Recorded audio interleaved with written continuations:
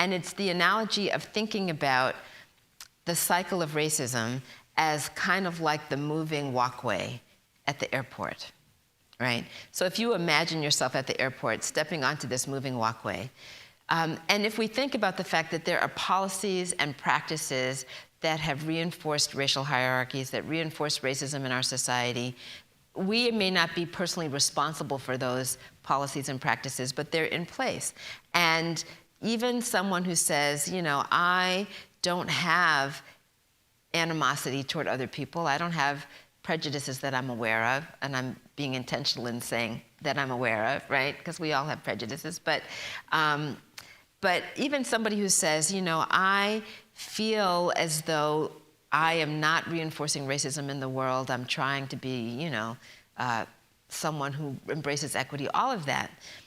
If you are standing on a moving walkway, those systems and practices that are in place that are just sort of self-perpetuating, if you're standing on that moving walkway, some people are on that walkway and endorsing where the walkway is going, right? They're endorsing that racism. Maybe they're belonging to white supremacist groups, and they are actively walking. They're those people who are walking ahead, eager to get where that walkway is going.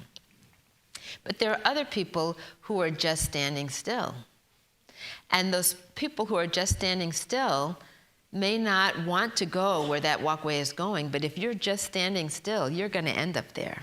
It might not take, it'll take longer, but you're still going to end up the same place. And I think of the people who are walking fast as actively racist, but the people who are standing still as passively racist, right? Because they are also being carried along, participating in the process that that walkway represents. But if you say, okay, I'm not going to turn, I don't want to go where that walkway is going, I'm going to turn around. Unless you start moving, actively walking, you're just traveling backwards, right? You know, and so the person who's just turning around might see themselves as passively anti-racist, but as I hope this image illustrates, they are maybe not aware because they're traveling backwards, but they're still moving in that direction.